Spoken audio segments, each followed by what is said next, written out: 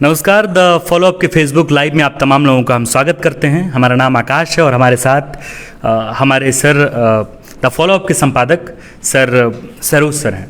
हम बातचीत करेंगे। इससे पहले आपको बतलाएं कि अगर आप झारखंड की खबरों से रब्ता रखते हैं तो वाकई आपको मालूम होगा कि महज 7 दिन पहले वीडियो जर्नलिस्ट बैजनाथ महतो पर हमला हुआ था। वो इस मरणासन स्थिति पे थे कि पीसीआर की टीम उन्हें सुबह 3:30 बजे रिम्स अस्पताल में भर्ती कराई। डॉक्टरों ने कहा था कि उनकी स्थिति बेहद नाजुक बनी हुई है। पर उन्हीं तमाम मसलों को लेकर आज एक नया अपडेट हमारे सामने आया है। अपडेट यही है इस वक्त कि हमलावर की पहचान कर ली गई है और हमलावर को पकड़ा भी जा चुका है। रांची से पुलिस जो है वो गया गई और गया से उसकी तलाशी हुई वहाँ पर और फिर उसको पकड़ा भी जा चुका है। हमारे साथ अपडेट करने के लिए सर भी हमारे साथ हैं। Sir press club of Ranchi के मनोनीत सदस्य भी हैं। सर क्या कुछ कहेंगे? मैं 7 दिन लगे पुलिस को पकड़ने में और कानून व्यवस्था इस वक्त हमारे राज्य की क्या है, इस पर आप थोड़ी अपनी नज़र रखें। ये बिल्कुल हंसने की बात है और बिल्कुल लचर व्यवस्था है कानून की। जी, कानून की लचर व्यवस्था है। और ये इसलिए कि बैजनाथ ने 1 दिन पहले ही एक शिकायत दर्ज कराई थी कि उन्हें जान का खतरा है। यदि पुलिस उसी समय कार्रवाई की होती तो ये दुर्भाग्यजनक जो घटना घटी है ऐसा ना होता। ये फॉरबिड गॉड कहिए कि बैजू ने अब आँख खोल लिया है, नहीं तो वो रेगुलर कोमा में रहे और उन्हें बहुत ही अंदरूनी चोट लगी है, पहुंची है और उनका पूरा जबड़ा टूट चुका है। उनका पूरा दांत अंदर समा गया था कंठ में। उनके गर्दन पर, उनके सर पर लगातार वार किया गया था किसी भी हथियार से। हालांकि कुछ लोगों का कहना है कि जो आरोपी है वो दिन भर से ही वो हथौड़ा लेकर या कि एक और हथियार लेकर बैजनाथ की तलाश में था। जब बैजनाथ मिला तो उसने इस कार्रवाई को अंजाम दिया। तो पुलिस की लापरवाही रही है बिल्कुल, क्योंकि उसके बाद भी एक और घटना घटी, एक और पत्रकार के साथ भी ऐसी घटना सामने आई है और लगातार कई मामले आ रहे हैं। पुलिस की लापरवाही तो सामने आ रही, इनकार नहीं किया जा सकता। और यही कारण है कि प्रेस क्लब के बैनर तले हमारे प्रदेश के सारे पत्रकार जो रांची के हैं या रांची के आसपास के हैं रेगुलर धरने पर हैं और अभी भी धरना ख़त्म नहीं हुआ है। दरअसल पुलिस जब तक कि हमारी अभी बात हुई प्रेस क्लब के अध्यक्ष राजेश सिंह से, उनका कहना है कि जब तक कि पुलिस ऑफिशियली घोषणा नहीं करती है या प्रेस क्लब के पदाधिकारियों को या सदस्यों को जब तक कि इस हत्यारे से सामना नहीं करवाती है, जब तक कि हम लोग धरना खत्म नहीं करेंगे ये मामला। क्योंकि पुलिस ने अब तक ऑफिशियली घोषणा नहीं की है, प्रेस कॉन्फ्रेंस ने भी ये पुलिस ने किया नहीं है। तो ये और बताएं। सर मेरा सवाल ये भी है कि सरकार पर दबाव बनाने के लिए रांची की जो प्रेस क्लब है कितनी अहम भूमिका निभाई है? क्योंकि कहा जा रहा है कि चौतरफा दबाव सरकार पर पड़ा, पत्रकार धरने पर बैठ गए अपने काम को छोड़कर। तो क्या वाकई आपको लगता है कि दबाव एक तरह से सरकार पर था? नहीं, एक तो सरकार को अपनी ड्यूटी, अपना फ़र्ज़ निभाना चाहिए। नहीं निभाती है तो ये उसकी गलती है। दरअसल होता है कि आजकल के कुछ भी काम पुलिस करती है तो हम तुरंत वाहवाही करने लगते हैं और उनको पगड़ी पहनाने लगते हैं, बुके जाकर देने लगते हैं। ये तो उनकी ड्यूटी है। जैसे हम आप पत्रकार हैं, हमारी ड्यूटी है कि खबर देना, सही खबर जनता के सामने परोसना। इसके लिए हम कोई जनता पर कोई एहसान नहीं करते हैं। या पुलिस विभाग या सरकार भी कुछ करती है तो उनका ड्यूटी है भाई, आपको जनता ने इसीलिए चुनकर भेजा है वहाँ कि आप जनहित में काम करें, कल्याणकारी काम करें, है ना। 2-3 चीज़ें होती है किसी भी सरकार की, एक सुरक्षा, शिक्षा, बिजली, स्वास्थ्य, है ना। तो सुरक्षा तो मूलभूत अधिकार होते हैं जनता के, इसकी तो आपकी जिम्मेदारी है, आपको करना ही है ये, है ना। और ये नहीं करती है तब जनता को भी सड़कों पर आना पड़ता है। अगर वो कर लिए होते 1 दिन पहले जब शिकायत दर्ज कराते हैं बैजनाथ और उस पर पुलिस कार्रवाई नहीं करती, उसका हमला हो जाता है ना। ये कहिए कि ईश्वर या रब का करम है कि वो जान बची हुई है। हालांकि बहुत ही ज़िंदगी से वो जूझ रहे हैं, मौत ज़िंदगी के बीच उनकी वो बैजनाथ अभी पेंडुलम की तरह हैं, है ना। हालांकि आँख खोल चुके हैं फिर भी, लेकिन कहा नहीं जा सकता, संकट अभी टला नहीं है, खतरा भी टला नहीं है। तो अगर 1 दिन पहले जब वो शिकायत दर्ज कराते हैं उस पर पुलिस कार्रवाई नहीं करती, शांत रहती है, उसके बाद भी हत्यारे को गिरफ्तार नहीं करती, जबकि पता था हत्यारा कौन है क्या है, सारी तस्वीरें सामने थी। तो उसके बाद भी प्रेस क्लब को आगे आना पड़ा। और सिर्फ प्रेस क्लब ही नहीं, अभी 4-5 दिनों से आसपास के जितने हैं बुंडू हैं, ये आसपास के जितने इलाके हैं रांची के आसपास के, हाँ वहाँ के पत्रकार भी जो है, मैकलुस्कीगंज है, वहाँ के पत्रकार रेगुलर वो भी धरने पर हैं। और ये तो दबाव पड़ा है।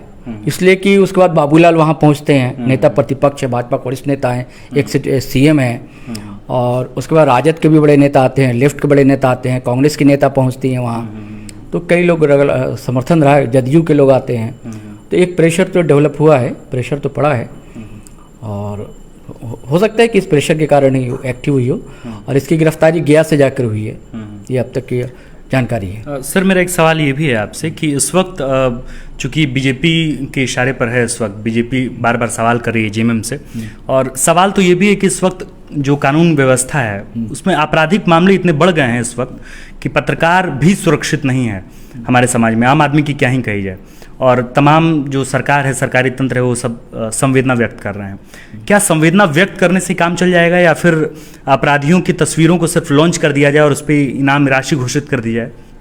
कैसे देखते हैं सरकार की इस रवैये को आप? नहीं, संवेदना सिर्फ व्यक्त करने से नहीं है, तो एक तो एक ये मानवीय भावना है, संवेदना व्यक्त करने एक फॉर्मेलिटीज़ भी होती है, क्योंकि हम कभी दुश्मन के साथ कुछ होता तब भी हम एक फॉर्मेलिटी निभाते हैं, ये भारतीय परंपरा है, संस्कृति रही है, सरोकार है हमारे, उसमें तो कोई आलोचना भी नहीं करनी चाहिए, संवेदना व्यक्त की जानी चाहिए, अच्छी बात है, दुख हो या सुख हो, हर व्यक्ति एक दूसरे का साझीदार होता है, लेकिन सिर्फ संवेदना व्यक्त कर देने से ही मसले का हल नहीं है।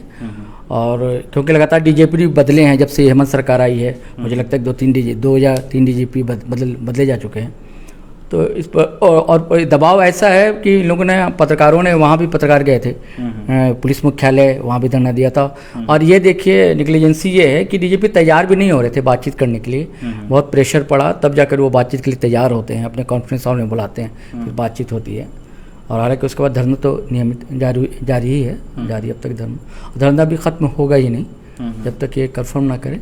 और सुरक्षा व्यवस्था तो पुलिस को चौकन्ने करनी ही चाहिए, और साथ ही मैं ये कहूँगा कि जनता को भी अपनी जिम्मेदारी से मुंह नहीं मोड़ना चाहिए।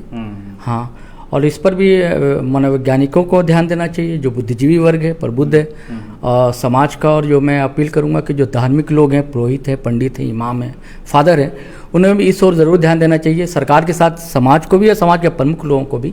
दरअसल अपराध की प्रवृत्ति बढ़ क्यों रही है, ये अराजकता की प्रवृत्ति क्यों बढ़ रही है, पुलिस प्रशासन का खौफ क्यों खत्म होता जा रहा है, इसके पीछे क्या कारण है, इनके कारणों को ढूंढना होगा, तभी जाकर समाधान का हल होगा। सर, बैजनाथ के ऊपर हमला हो गया, एक पत्रकार के ऊपर इस तरह से हमला हुआ, और इसके साथ ही हाल ही में महज 1 साल के अंदर अंदर इतनी घटनाएं बढ़ी हैं। जज के ऊपर सर हमला हो गया, उत्तम आनंद पर हमला हो गया, और एक रिक्शा को बताया जा रहा है कि हथियार बनाकर पेश किया गया। कोर्ट भी ये कह रही है कि पहली बार हमने ऐसा देखा कि एक ऑटो को हत्या मतलब हथियार बना करके उसको हत्या के लिए इस्तेमाल किया गया। क्या वाकई जेएमएम के वक्त में या बीजेपी के वक्त में आप किस दौर में ये देख पा रहे हैं? चूँकि 2 साल तो लगभग जेएमएम सरकार को भी हो गया, तो आप कैसे मूल्यांकन कर रहे हैं जेएमएम की सरकार में कानून व्यवस्था को और बीजेपी की सरकार में कानून व्यवस्था को? नहीं, यदि आंकड़े देखेंगे तो ऐसा नहीं है, हर समय हर सरकार में ये चीज़ें होती हैं। मैंने पहले कहा ना कि दरअसल इधर कुछ वर्षों में ये अराजक प्रवृत्ति क्यों पनप रही है, इस पर ध्यान देने की ज़रूरत है, और सभी राजनीतिक दलों को मिलकर और समाज के लोगों को, सारे जातीय धार्मिक समाज, सारे लोग को मिलकर निर्णय लेना होगा कि अराजकता की प्रवृत्ति क्यों बढ़ रही है, और पुलिस प्रशासन का खौफ, सरकार का खौफ जनता पर से क्यों उठता जा रहा है ना, कि आप जज पर हमला कर देते हैं, पत्रकार पर हमला कर देते हैं, है ना, किसी की लिंचिंग कर देते हैं आप, तो ऐसा क्यों हो रहा है? कई जगह ऐसी घटनाएं होती है कि पुलिस की मौजूदगी में होता है, सिर्फ यहाँ की घटना नहीं, देश भर में अगर आप देखें पुलिस की मौजूदगी में घटनाएं घटती हैं, अब पुलिस तमाशाई बनी रहती है, तो ये दरअसल एक प्रवृत्ति पैदा हो रही है। तो उस प्रवृत्ति क्यों पैदा हो, उसके कारणों को ढूंढना होगा, और उसमें सारे समाज के लोगों को, सरकारी प्रतिनिधियों को, सरकार को, प्रशासन को मिलजुल कर उसके हल तलाशने होंगे, तभी ये सारी चीज़ें अपराध रुकेंगे। अच्छा सर, एक अच्छी खबर तो ये है कि साथी पत्रकार बैजनाथ महतो को होश आ गई है। सर, आप तो कई सालों से पत्रकारिता में हैं और बैजनाथ भी कई सालों से पत्रकारिता में एक सीनियर जर्नलिस्ट हैं, वीडियो जर्नलिस्ट हैं। क्या लगता है आपको, कोई निजी मामला ऐसा रहा होगा या पत्रकारिता के क्षेत्र में है, कोई टारगेटेड उन पर हत्या किया, मतलब हमला किया गया, कुछ ऐसा वजह? आप तो चूंकि इतने सालों से उनको जानते हैं। नहीं, मुझे जहाँ तक जानकारी है ऐसे उसके पीछे वजह कोई पत्रकारीय वजह नहीं है, या उनकी कोई ऐसी खबर या उनकी कोई रिपोर्ट या उनकी कोई तस्वीर या उनकी कोई फ़ोटो, ऐसा नहीं है। मुझे लगता है कि ये वो जो आरोपी है वो नशेड़ी है, और वो नशे में आकर अपना होश खो बैठा है। हो सकता है कि छीनताई किया हो, है ना, ये सब वजहें हो सकती हैं, और इससे पहले भी किया हो, या किसी की ऐसी होती जो नशेड़ी होते हैं, वो एक दबंगई भी होती है ना। तो ये हो, अब तक ये कारण नहीं पता लगा कि किसी रिपोर्ट के कारण ऐसा नहीं, इसके पीछे ये कारण नहीं। इस वक्त हमारे पास जो अपडेट था बैजनाथ महतो को लेकर के, वो हमने आपके साथ साझा की। एक अपडेट ये भी है कि कल जो है आकाश के एक सहयोगी उसकी भी गिरफ्तारी हो चुकी है। इसके बाद सही है, उसकी भी एक गिरफ्तारी हुई है, और इसके बाद पुलिस प्रशासन जो रांची की पुलिस है वो गया भी गई, 3 टीम गई थी यहाँ से, और इसके बाद फिर वहाँ से उसकी गिरफ्तारी भी हुई। तमाम पुलिसकर्मी, चूँकि न सिर्फ आम आदमी की तरफ से प्रेशर था सरकार को, बल्कि लगातार सरकार में सबसे बड़े मुखिया इस वक्त हेमंत सोरेन ने भी कहा था कि दोषियों को बख्शा नहीं जाएगा।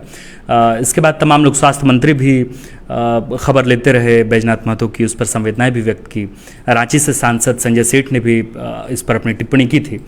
तमाम लोग लगे हुए थे। प्रेस क्लब ऑफ रांची का इसमें बहुत बड़ा योगदान रहा कि वो लोग धरना प्रदर्शन पे थे। इसके बाद जैसे ही कुछ नई अपडेट आती है बैजनाथ महतो को लेकर, हम वादा करते हैं आपसे कि पत्रकार साथी बैजनाथ महतो को लेकर की जो भी अपडेट आएगी हम आपके साथ साझा करेंगे। आप देख रहे थे द फॉलोअप, हमारे साथ थे हमारे सर, प्रेस क्लब के माननीय सदस्य और द फॉलोअप के संपादक सर सहरोज सर, और मैं आपके साथ आकाश। कैमरे के पीछे हैं ऋषभ। शुक्रिया।